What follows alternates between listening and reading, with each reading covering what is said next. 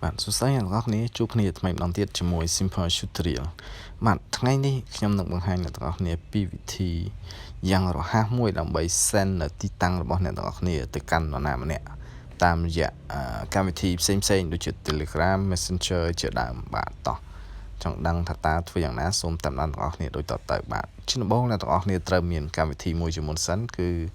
Google Map បាទនេះឯងបន្ទាប់ពី download នៅកម្មវិធី Google Map រួចហើយអ្នកទាំងអស់គ្នាគ្រាន់តែចុចលើវាចុចឲ្យយូរបន្តិចមកបាទតមកសូមជ្រើសរើសយកនៅពាក្យថា send my location បាទនេះឯង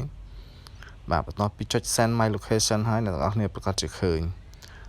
នៅកម្មវិធីជាច្រើនអ្នកទាំងអស់គ្នាអាចផ្ញើបានដូចជាតាមរយៈ message email Facebook Telegram WeChat Messenger ជាដើមឬមួយក៏ Gmail email ជាដើម WhatsApp ក៏បានដែរហើយអ្នកទាំងអស់គ្នាអាចចុចកន្លែង more នេះនឹងឃើញជាច្រើនទៀតកម្មវិធីច្រើនទៀតដែលអ្នកទាំងអស់គ្នាអាចផ្ញើបានបាទនេះជាវិធីមួយដ៏លឿនក្នុងការផ្ញើទីតាំងរបស់អ្នកទាំងអស់គ្នាទៅកាន់នរណាម្នាក់បាទវិធីនេះគឺប្រើបានតែសម្រាប់ iPhone តែប៉ុណ្ណោះចំពោះទូរស័ព្ទ Android ហាក់បីដូចជាមិនទាន់មាននៅ function នេះនៅឡើយទេ